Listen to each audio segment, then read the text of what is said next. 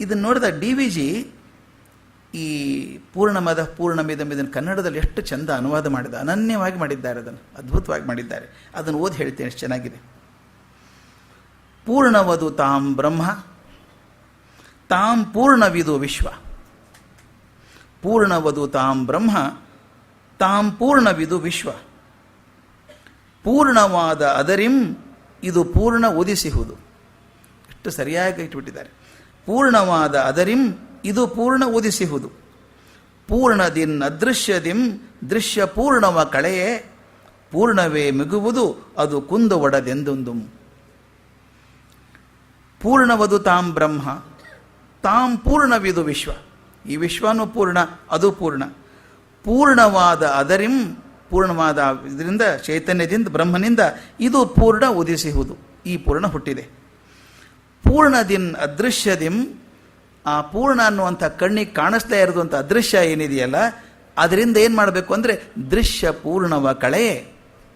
ನಮ್ಮ ಕಣ್ಣಿಗೆ ಕಾಣಿಸುವಂಥ ದೃಶ್ಯ ಏನಿದೆಯೋ ಅದನ್ನು ಪೂರ್ತಿ ತೆಗೆದ್ರೆ ಪೂರ್ಣವೇ ಮಿಗುವುದು. ಇದಕ್ಕೊಂದು ಮುಂದೆ ಕತೆ, ಒಂದು ಸಣ್ಣ ಇದು ಇನ್ಸಿಡೆಂಟ್ ಇದೆ, ಅದು ಹೇಳಬೇಕು ನಾನು ಹೇಗಿದೆ ಅಂತ. ಅದನ್ನು ತೆಗೆದ್ರೆ ಪೂರ್ಣವೇ ಮಿಗುವುದು ಅದು ಕುಂದು ಒಡದೆಂದೆಂದು. ಅದಕ್ಕೆಂದು ಕುಂದು ಬರೋದಿಲ್ಲ, ಅದು ಯಾವಾಗಲೂ ಶಾಶ್ವತವಾಗಿರ್ತದೆ ಅಂತ.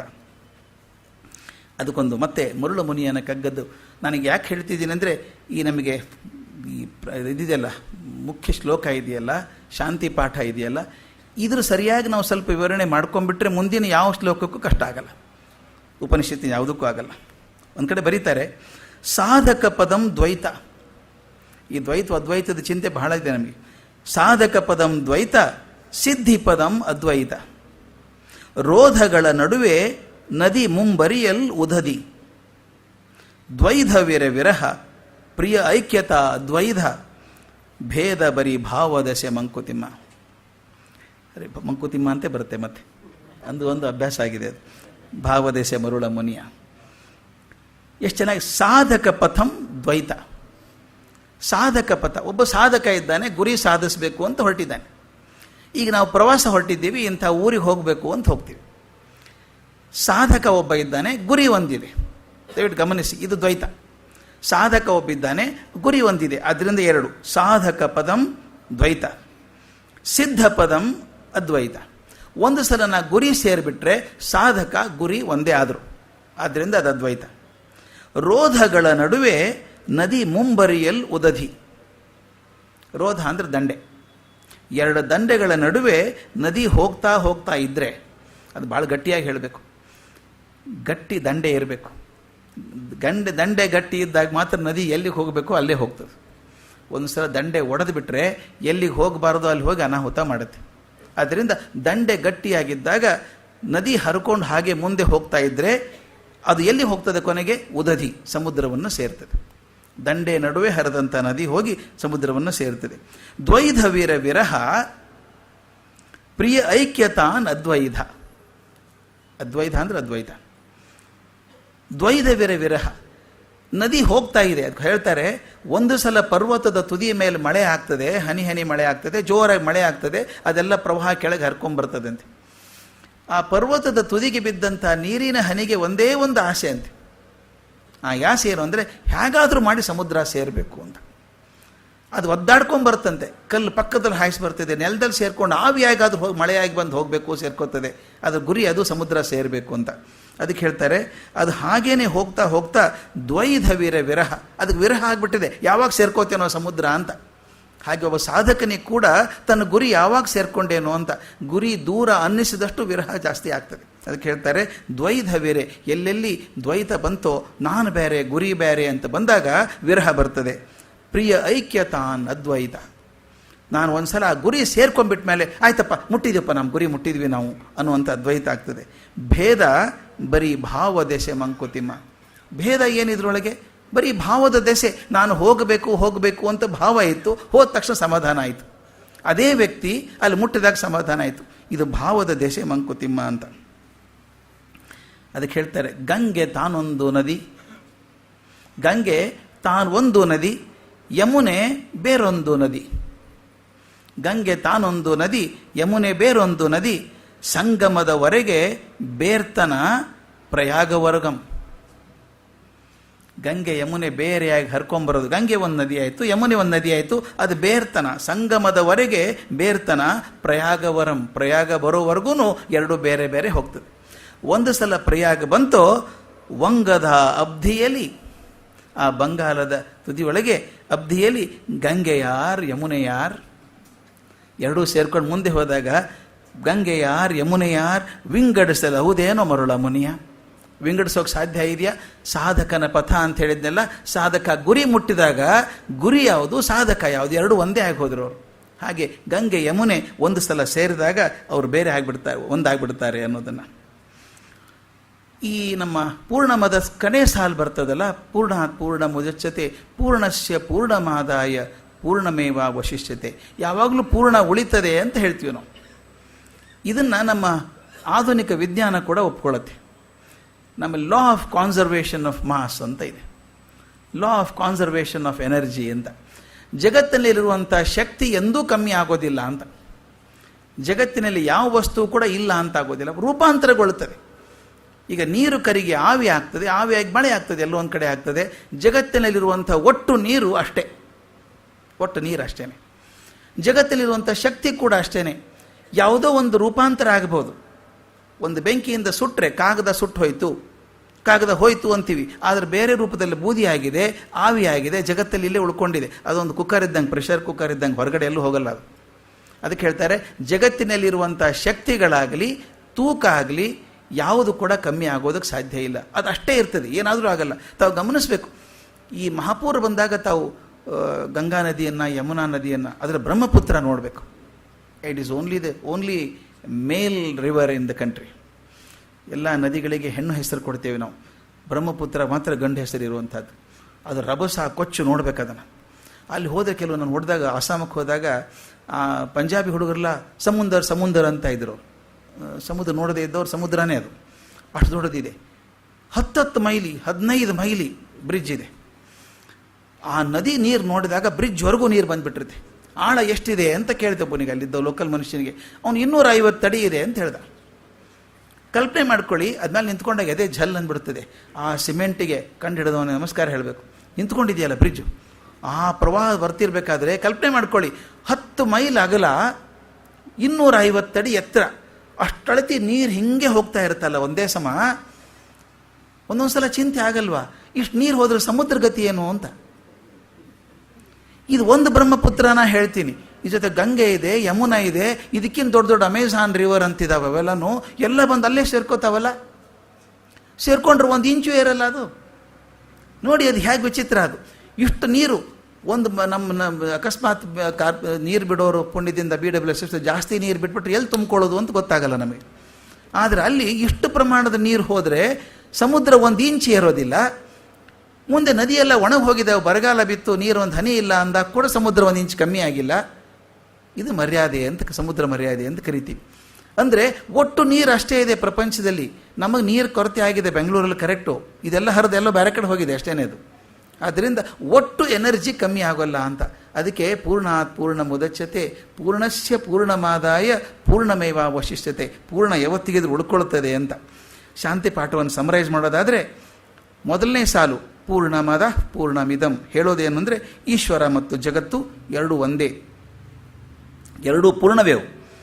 ಎರಡನೇ ಸಾಲು ಹೇಳ್ತದೆ ಪೂರ್ಣಾತ್ ಪೂರ್ಣ ಮುದಚ್ಯತೆ, ಪೂರ್ಣದಿಂದ ಪೂರ್ಣ ಹುಟ್ಟಿ ಬಂತು ಅಂತ. ಹುಟ್ಟಿ ಬರೋದಿಲ್ಲ, ಅದು ಅದರೊಳಗಿಂದೇ ಒಂದು ಭಾಗ, ಹೊರಗೆ ಬಂದಂತೆ ಕಾಣಿಸ್ತದೆ, ಅದು ಕಲ್ಪನೆ ಮಾತ್ರ. ಆದ್ದರಿಂದ ಅದೊಂದು ಕಣ್ಣಿಗೆ ಕಾಣಿಸುವಂಥದ್ದಲ್ಲ.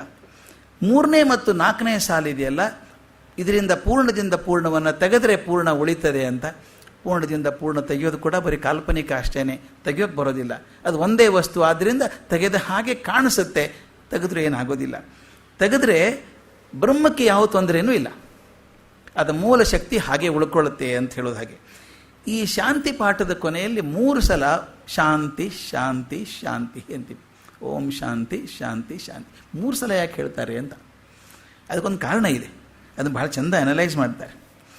ಉಪನಿಷತ್ತನ್ನು ಅಭ್ಯಾಸ ಮಾಡುವಂಥ ವಿದ್ಯಾರ್ಥಿಗೆ 3 ತರಹದ ವಿಘ್ನಗಳಿಂದ ತೊಂದರೆ ಆಗದಿರಲಿ ಅಂತ ಕೇಳ್ಕೊಳ್ಳೋಕ್ಕೆ 3 ಸಲ ಶಾಂತಿ ಶಾಂತಿ ಶಾಂತಿ ಅಂತಾರೆ. ಮೊದಲನೇದು ಅದನ್ನು ಕಲಿಯೋ ಕೂತಂಥ ವಿದ್ಯಾರ್ಥಿಯಿಂದನೇ ತೊಂದರೆ ಆಗಬಾರ್ದು. ಕೆಲವೊಂದು ಸಲ ಆಗ್ಬಿಡುತ್ತೆ. ಆಧ್ಯಾತ್ಮಿಕ ಪ್ರತಿಬಂಧ ಅಂತಾರೆ ಅದಕ್ಕೆ. ಆಧ್ಯಾತ್ಮಿಕ ಪ್ರತಿಬಂಧ ಅಂದರೆ ಮನಸ್ಸಿನ ಏಕಾಗ್ರತೆ ಇಲ್ಲ. ನಮ್ಮಲ್ಲಿ ಭಾಳ ಜನಕ್ಕೆ ಆಗೋದುಂಟು. ನಾನು ಮೇಸ್ಟ್ರಿಗೆ ಟ್ರೈನಿಂಗ್ ಮಾಡಿದಾಗ ಅದೇ ಹೇಳ್ತಿರ್ತೀನಿ ನಾನು. ಕೆಲವು ಟೀಚರ್ಗೆ ಮೊದಲನೇ ಪೀರಿಯಡ್ ಹೋಗಿ ಶುರು ಮಾಡೋ ಹೊತ್ತಿಗೆ ನೆನಪಾಗ್ಬಿಡುತ್ತೆ, ಅಯ್ಯೋ ಗ್ಯಾಸ್ ಆಫ್ ಮಾಡಿದ್ನೋ ಇಲ್ಲೋ ಮನೇಲಿ. ಭಾಳ ಜನಕ್ಕೆ ಆಗೋದುಂಟು ಅದು. ಹೊರಗಡೆ ಸ್ಕೂಟ್ರ್ ಲಾಕ್ ಮಾಡಿದ್ನೋ ಇಲ್ಲೋ, ಹೆಲ್ಮೆಟ್ ಲಾಕ್ ಮಾಡಿದ್ನೋ ಇಲ್ಲೋ, ಹಿಂದಿನ ಬಾಗಿಲು ಹಾಕಿ ಬಂದೋ ಇಲ್ಲೋ, ಹಿತ್ತಿಲ ಬಾಗಿಲು ಹಾಕಿದ್ನೋ ಇಲ್ಲೋ. ಇದೆಲ್ಲ ಚರ್ಚು ಕ್ಲಾಸಿಗೆ ಬಂದಾಗ ಬರುತ್ತೆ. ಯಾಕೆ ಬರುತ್ತೆ ಗೊತ್ತಾ? ಅದು ಲಾಕ್ ಮಾಡುವಾಗ ಕ್ಲಾಸ್ ಬಗ್ಗೆ ಚಿಂತೆ ಇರುತ್ತೆ. ಮೊದಲನೇ ಪೀರಿಯಡ್ ಏನು, ಲಾಕ್ ಮಾಡ್ಬೇಕಾದ್ರೆ ಲಕ್ಷ್ಯ ಇರೋಲ್ಲ, ಕ್ಲಾಸಿನ ಚಿಂತೆ ಇರುತ್ತೆ. ಕ್ಲಾಸಿಗೆ ಹೋದಾಗ ಆ ಗ್ಯಾಸ್ ಚಿಂತೆ ಬರುತ್ತೆ.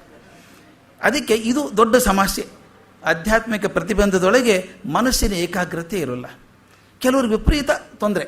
ಈ ಕೇಳ್ಕೊಳಕ್ಕೆ 15 ನಿಮಿಷ ಕೂಡ ಕೊಡೋಕ್ಕಾಗಲ್ಲ. ಇತ್ತೀಚೆಗೊಂದು ಮಾಷೆ ಹೇಳ್ಬಿಡ್ತೀನಿ, ನಿಮಗೊಂದು ಭಾಳ ತಮಾಷೆ ಆಗಿದೆ ಅದು, ನಿಮ್ಮ ಮನೇಲಿ ಪ್ರಯೋಜನ ಆಗ್ತದೆ. ಇಂಟರ್ನ್ಯಾಷನಲ್ ಸೈಕ್ಯಾಟ್ರಿಕ್ ಸೊಸೈಟಿ ಅಂತ ಒಂದಿದೆ, ಮನಃಶಾಸ್ತ್ರದವರೊಂದು ಪ್ರಪಂಚಾದ್ಯಂತ ಇರುವಂಥ ಒಂದು ಸಂಘ ಅದು.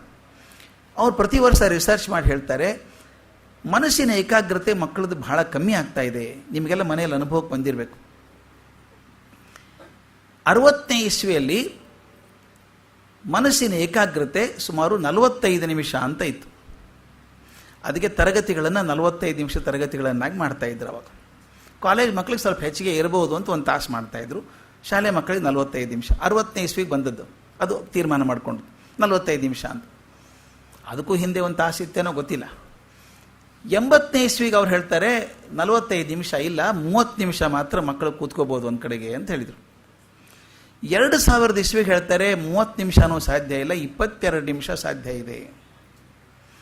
2005ನೇ ಇಸ್ವಿಗೆ ಹೇಳ್ತಾರೆ ಅದು ಈಗ 22 ನಿಮಿಷನೂ ಸಾಧ್ಯ ಇಲ್ಲ, 11 ನಿಮಿಷ ಕೂತ್ಕೋತಾರೆ ಮಕ್ಕಳು ಅಂತ. 2014ನೇ ಇಸ್ವಿ ಡಿಸೆಂಬರ್ದಲ್ಲಿ ಬಂದಂಥ ರಿಪೋರ್ಟ್ ಹೇಳ್ತದೆ, ಈಗ ಮಕ್ಕಳ ಮನಸ್ಸು ಏಕಾಗ್ರವಾಗಿರೋ ಸಾಧ್ಯವಾಗೋದು 6 ನಿಮಿಷ ಮಾತ್ರ, ಅದಕ್ಕಿಂತ ಹೆಚ್ಚಿಗೆ ಇರೋಲ್ಲ, 6 ನಿಮಿಷ ಮಾತ್ರ. ಈ ಕಲ್ಪನೆ ಮಾಡ್ಕೊಳ್ಳಿ. ಅದಕ್ಕೆ ನಿಮ್ಮ ಮನೇಲಿ ಸಣ್ಣ ಸಣ್ಣ ಮಕ್ಕಳಿದ್ರೆ ದಯವಿಟ್ಟು ಗಮನಿಸಿ, ಆ ಮಕ್ಕಳು ಸೀರಿಯಲ್ ನೋಡಲ್ಲ, ಆದರೆ ಅಡ್ವರ್ಟೈಸ್ಮೆಂಟ್ ತಪ್ಪಿಸ್ಕೊಳ್ಳಲ್ಲ. ಓಡ್ ಬಂದು ನಿಂತ್ಕೋತಾ ಮುಂದೆ. ಯಾಕೆ ಗೊತ್ತಾ? ಚಕ ಚಕ ಚಕ ಚಕ ಚೇಂಜ್ ಆಗುತ್ತಲ್ಲ. ಯಾವುದು ಬೇಗ ಬೇಗ ಚೇಂಜ್ ಆಗುತ್ತೋ ಅದು ಮಕ್ಕಳಿಗೆ ಬೇಕು. ಇದು ನಿಧಾನಕ್ಕೆ ಕಥೆನೇ ಮುಗಿಯಲ್ಲ, 3 ವರ್ಷದಲ್ಲಿ ಅಲ್ಲೇ ಇರುತ್ತೆ ಕಥೆ. ಅದನ್ನೇನು ಮಕ್ಕಳು ನೋಡೋದು. ಮಕ್ಕಳಿಗೆ ಅದು ಆಸಕ್ತಿ ಬರೋದು ಬದಲಾಗಬೇಕು. ಈ ಕಾನ್ಸಂಟ್ರೇಷನ್ ಅಟೆನ್ಷನ್ ಸ್ಪ್ಯಾನ್ ಅಂತ ಏನು ಕರಿತೀವಿ, 6 ನಿಮಿಷ ಆಗಿದೆ. ನಮಗೂ ಸ್ವಲ್ಪ ಹಾಗೆ ಆಗಿದೆ. ಈಗ ಪ್ರಪಂಚದ ವೇಗದಲ್ಲಿ ಸಿಕ್ಕಾಕೊಂಡಂಥವ್ರು ನಾವು, ಕಾನ್ಸಂಟ್ರೇಷನ್ ಕ್ಯಾಂಪ್ ಕಮ್ಮಿ ಆಗಿದೆ. ಈಗ 6 ನಿಮಿಷ ಇದ್ದಾಗ 1 ತಾಸಿನ ಉಪನ್ಯಾಸ ಕೇಳು ಅಂದ್ರೆ ಹೆಂಗಾಗ್ತದೆ? 6 ನಿಮಿಷಕ್ಕೊಂದ್ಸಲ ಆ ಕಡೆ ಈ ಕಡೆ ನೋಡಬೇಕು ಅನಿಸುತ್ತೆ. ಪಕ್ಕದಲ್ಲಿ ಯಾರೊಬ್ಬರು ತುಕ್ಕಡಿಸ್ತಾ ಇರ್ತಾರೆ, ಅವ್ರು ನೋಡಬೇಕು ಅನಿಸುತ್ತೆ. ಏನು ಬೇರೆ ವಿಚಾರ ಬರ್ತದೆ. ಉದ್ದೇಶ ಇದು. ಆದ್ದರಿಂದ ಮನಸ್ಸಿನ ಏಕಾಗ್ರತೆ ಒಂದು ದೊಡ್ಡ ಆಧ್ಯಾತ್ಮಿಕ ಪ್ರತಿಬಂಧ. ಇನ್ನೊಂದು ವಿಷಯ ಗ್ರಹಣದಲ್ಲಿ ಕಷ್ಟ. ಪಾಪ ಏನೋ ಕಷ್ಟಪಟ್ಟು ಹೇಳ್ತಿದ್ದ, ನಮಗೇನು ತಿಳಿತಾ ಇಲ್ಲ, ಅದು ನಮ್ಗೆ ಅರ್ಥವೇ ಆಗ್ತಾ ಇಲ್ಲ. ಇದೊಂದು ಪ್ರತಿಬಂಧ. ಯಾಕಂದರೆ ಅದನ್ನು ಪೇಸ್ ಹಿಡ್ಕೊಳ್ಳೋಕ್ಕಾಗಲ್ಲ. ಆತ ಬಹಳ ಫಾಸ್ಟ್ ಹೇಳಿದರು ಅಂತಾನೋ ಅಥವಾ ಅದು ಹೇಳೋದು ರೀತಿ ಸರಿ ಇಲ್ವ ಅಂತಾನೋ ನಮ್ಗೆ ಅರ್ಥ ಆಗೋಲ್ಲ. ಅರ್ಥ ಆಗದೆ ಅದ್ರ ಮುಂದಿನ ಬೋರ್ ಆಗಿಬಿಡುತ್ತೆ. ಅದೊಂದು ಪ್ರತಿಬಂಧ. ಇನ್ನೊಂದು ವಿಷಯ, ಚಿಂತನೆ ಮಾಡುವಾಗ ಸಂಸಾರಿಕ ವಿಷಯಗಳು ನುಗ್ಗಿ ಬರ್ತಾವೆ ಅಂತ. ನಮ್ಗೆ ಯಾವಾಗಲೂ ಹಾಗೆ ಉಳಿದೊತ್ತಿಗೆ ಬರೋಲ್ಲ. ಆಧ್ಯಾತ್ಮಿಕ ಚಿಂತನೆ ಕೂತ ತಕ್ಷಣ ಏನೇನು ಚಿಂತೆ ಬರ್ತಾವೆ ನಮಗೆ ಮನಸ್ಸಿಗೆ ಅಂತ. ನಮ್ಮ ತಾಯಿ ಚೆನ್ನಾಗಿ ಹೇಳ್ತಾ ಇದ್ದಾರೆ. ನಮ್ಮ ಮನೆಯಲ್ಲಿ ಒಂದು ಅಭ್ಯಾಸ ಇದೆ, ರಾತ್ರಿ ಊಟ ಆದಮೇಲೆ ಎಲ್ಲರೂ ಕೂತ್ಕೋತೇವೆ, ಒಂದು ಯಾವುದೋ ಪುಸ್ತಕ ಓದಬೇಕು, ಕುಮಾರವ್ಯಾಸ ಭಾರತ ಅಂತ ಯಾವುದು ಓದಬೇಕು. ಓದಿದ ಮೇಲೆ ರಾಮರಕ್ಷಾ ಸ್ತೋತ್ರ ಎಲ್ಲರೂ ಸೇರಿ ಹೇಳ್ತೀವಿ. ಎಲ್ಲರೂ ಸೇರಿ ಹೇಳೋದೊಂದು ಪದ್ಧತಿ. ಬಿಕಾಸ್ ನಮ್ಮ ನಂಬಿಕೆ ಇದೆ ಅದರೊಳಗೆ, the family that prays together stays together. ಯಾವ ಪರಿವಾರ ಜೊತೆ ಕೂತು ಪ್ರಾರ್ಥನೆ ಮಾಡ್ತಾರೋ ಅವ್ರು ಗಟ್ಟಿಯಾಗಿ ಉಳ್ಕೋತಾರೆ ಅಂತ ನಂಬಿಕೆ ಇದೆ. ಮತ್ತು ಭಗವಂತನ ಆಶೀರ್ವಾದ ಎಲ್ಲರೂ ಸಿಗಬೇಕು ಅಂತ ನಮ್ಮ ತಾಯಿ ಹೇಳ್ತಾಳೆ. ಈ ಸ್ತೋತ್ರ ಅನ್ನೋದಕ್ಕಿಂತ ಮೊದಲು ಧಾರಾವಾಹಿ ನೋಡ್ತಿರ್ತಾಳೆ. ಒಂದು ಸಲನೂ ಆಕಳಿಕೆ ಬರಲ್ಲ ರೀ ಧಾರಾವಾಹಿ ನೋಡಬೇಕಾದ್ರೆ. ನೋಡಿದ್ದೀರಾ? ಆಕಳಿಕೆನೇ ಬರಲ್ಲ. ಹಿಂಗೆ ನೋಡ್ತಿರ್ತೀವಿ ಮುಂದೆ ಏನಾಗ್ತದೆ ಅಂತ. ಆದರೆ ಅದು ಮುಗಿದ್ಮೇಲೆ ಟಿ ವಿ ಆರಿಸ್ಬಿಟ್ಟು ಮಂತ್ರ ಅನ್ನೋಕೆ ಶುರು ಮಾಡ್ತೀವಲ್ಲ, ಎಲ್ಲೆಲ್ಲದ ಆಕಳಿಕೆ ಹುಡ್ಕೊಂಡು ಬರ್ತಾ. ನಮಗೆಲ್ಲ ಅನುಭವ ಆಗಿದೆ, ಗೊತ್ತೆ, ನಮಗೆ ಮಾತ್ರ ಆಗಿದೆ. ಅದು ಯಾಕೆ ಬರ್ತದೆ? ಅದು ನಮ್ಮ ತಂದೆ ಕೇಳ್ತಾ ಇದ್ರು, ಇದೇನೋ ವಿಚಿತ್ರ ಅಲ್ಲೋ, ಟಿ ವಿ ನೋಡುವಾಗ ಆಕಳಿಕೆ ಬರಲಿಲ್ಲ, ಈ ಮಂತ್ರ ಅನ್ನುವಾಗ ಯಾಕೆ ಬರ್ತಾವೆ ಆಕಳಿಕೆ ಅಂತ.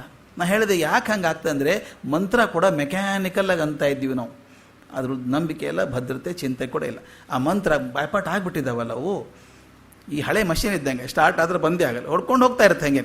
ಅದು ಮಂತ್ರ ಎಲ್ಲಿಗೋ ಇರುತ್ತೆ, ಮುಗಿದಿದೆ ಗೊತ್ತಾಗಲ್ಲ ಒಂದ್ಸಲ ಮಂತ್ರ ಅಂದದ್ದು ಮುಗಿತಾ ಅಂತ. ಯಾಕಂದರೆ ಅದು ಮನಸ್ಸಿಟ್ಟು ಅಂದದ್ದಲ್ಲ. ನಮಗೆ ಗುರುಗಳು ಹೇಳೋರು ಮಂತ್ರ ಅನ್ಬೇಕಾದ್ರೆ ಆ ಚಿತ್ರ ಕಣ್ಮುಂದೆ ಬರಬೇಕು. ಧ್ಯಾಯೇದ್ ಆಜಾನುಬಾಹುಂ ಧೃತಶರ ಧನುಷಂ ಬದ್ಧ ಪದ್ಮಾಸನಸ್ಥಂ ಪೀತಂ ವಾಸೋವಸಾನಂ ಅನ್ಬೇಕಾದ್ರೆ ಕಣ್ಮುಂದೆ ಆ ರಾಮನ ಚಿತ್ರ ಬರ್ತಾ ಇದ್ರೆ ಆಕಳಿಕೆ ಬರಲ್ಲ, ಏನೂ ಬರಲ್ಲ. ಆದರೆ ನಮಗದು ಬರಲ್ವೇ, ಅದು ಸಂಸ್ಕೃತ ಮಂತ್ರ, ಪಟ ಪಟ ಅನ್ಕೊಂಡು ಹೋಗ್ಬಿಡೋದು. ಹಾಗೇನೆ ಮೆಕ್ಯಾನಿಕಲ್ ಆದ ತಕ್ಷಣ ಇದು ಬೇಸರದ ಲಕ್ಷಣ, ಆಕಳಿಕೆ ಬರೋಕ್ಕೆ ಶುರು ಆಗ್ತದೆ. ಆದ್ದರಿಂದ ಇದೆಲ್ಲ ಬರೋದು ಬೇಡ ಅಂತ ಮೊದಲನೇ ಪ್ರಾರ್ಥನೆ ಶಾಂತಿ ಒಂದು. ಇದು ಆಧ್ಯಾತ್ಮಿಕ ಪ್ರತಿಬಂಧ ಅಂತ. ಎರಡನೇದು ಆದಿಭೌತಿಕ ಪ್ರತಿಬಂಧ ಅಂತ. ಇದು ವಾತಾವರಣದಿಂದ ಬರುವಂಥದ್ದು. ವಾತಾವರಣ ಅಂದರೆ ನೀವು ಕೇಳ್ತಿರ್ತೀರಿ, ಯಾವುದೋ ಒಂದು ಶಬ್ದ ಡರ್ರನ್ನು ಸಪ್ಪಳಾಯಿತು, ಜೋರಾಗಿ ಮಳೆ ಬರ್ತಾ ಇದೆ, ತಕ್ಷಣ ಚಿಂತೆ ಶುರು ಆಯಿತು, ಮನೆಗೆ ಹೋಗೋದು ಹೆಂಗಪ್ಪ ಇನ್ನು ಛತ್ರಿ ತಂದಿಲ್ಲ, ಇದು ನೋಡಿ ಏನಿದೆ, ಆವಾಗ ನಿಂತ್ಕೋಬೋದೇನೋ ಮಳೆ, ಆದರೆ ಚಿಂತೆ ಶುರು. ಈಗ ಹೊರಗಿನ ಸಪ್ಪಳ ಆಗುತ್ತೆ, ಅಥವಾ ಯಾರೋ ಕುರ್ಚಿ ಎಳೆ ಸಪ್ಪಳ ಮಾಡ್ತಾರೆ, ಮೈಕ್ ಕಿರಿಕಿರಿ ಮಾಡ್ಬೋದು, ಯಾರೋ ಒಬ್ಬರಿಗೆ ನೆಗಡಿ ಬಂದಿರುತ್ತೆ, ಸೀನ್ ಬರುತ್ತೆ, ಏನೋ ಆಗ್ತದೆ, ತೊಂದರೆ ಆಗ್ತದೆ, ಆ ಸಪ್ಪಳ ಇದೆಲ್ಲ ಆಗ್ತದಲ್ಲ, ಈಗ ಮಳೆ ಗಾಳಿ ಇಂಥದ್ದೆಲ್ಲ, ಇದನ್ನು ನಾವು ಆದಿಭೌತಿಕ ಪ್ರತಿಬಂಧ ಅಂತ ಕರಿತೀವಿ. ಇದ್ರ ಜೊತೆ ಇನ್ನೊಂದಿದೆ, ನೈಸರ್ಗಿಕವಾಗಿ ಬರುವಂಥ ತೊಂದರೆಗಳು, ಆದಿದೈವಿಕ ಪ್ರತಿಬಂಧ ಅಂತ. ದೇಹಬಾಧೆಗಳು, ದೇಹಬಾಧೆ ಆಗ್ಬೋದು, ಅಥವಾ ತಲೆನೋವು ಶುರು ಆಗಿಬಿಡುತ್ತೆ ಒಂದೇ ಸಲ. ಕೆಲವರಿಗೆ ಮೈಗ್ರೇನ್ ಇರುತ್ತೆ, ಅರ್ಧ ತಲೆನೋವು ಬಂದ್ಬಿಡುತ್ತೆ. ಇನ್ನು ಕೆಲವರಿಗೆ ಕೂತಲ್ಲೇ ಕೂತು ಕಾಲು ಜೋಮ್ ಹಿಡ್ಕೊಂಡ್ಬಿಡುತ್ತೆ, ಇನ್ನು ಎದ್ದ ಮೇಲೆ ಹೇಳೋದು ಕಷ್ಟ ಆಗ್ತಂತ ಆಗಿಂದಾನೆ ಸ್ವಲ್ಪ ಎಕ್ಸಸೈಸ್ ಮಾಡಬೇಕು, ಅವಾಗ ಕಾಲು ಜೋಮ್ ಹಿಡ್ಕೊಳ್ಳೋದು. ಕೆಲವು ಸೀನ್ ಬರೋಕ್ಕೆ ಶುರು ಆಗ್ತದೆ, ಇದು ಬರ್ತದೆ, ಅವತ್ತಿಗೆ ಏನು ಮಾಡೋಕ್ಕಾಗಲ್ಲ. ಇವೆಲ್ಲ ಬರುವಂಥವು ಆದಿದೈವಿಕ ಪ್ರತಿಬಂಧಗಳು. ಇವ್ಯಾವು ಬರಬಾರದು ಅಂತ ಹೇಳಿ ಭಗವಂತ ಈ ಮೂರೂ ಪ್ರತಿಬಂಧಗಳನ್ನ ನಮ್ಮನ್ನು ಪಾರು ಮಾಡು ಅಂತ ಹೇಳಿ ಓಂ ಶಾಂತಿ ಶಾಂತಿ ಶಾಂತಿ ಅಂತ 3 ಸಲ ಕೇಳಬೇಕು ಅಂತ ಹೇಳ್ತಾರೆ. 3 ಸಲ ಕೇಳಿದಾಗ ಭಗವಂತನಲ್ಲಿ ಪ್ರಾರ್ಥನೆ, ಈ ಮೂರೂ ಪ್ರತಿಬಂಧಗಳನ್ನ ನಮ್ಮನ್ನು ಪಾರು ಮಾಡಪ್ಪ ಅಂತ ಕೇಳ್ಕೊಳ್ಬೇಕಾದ್ರೆ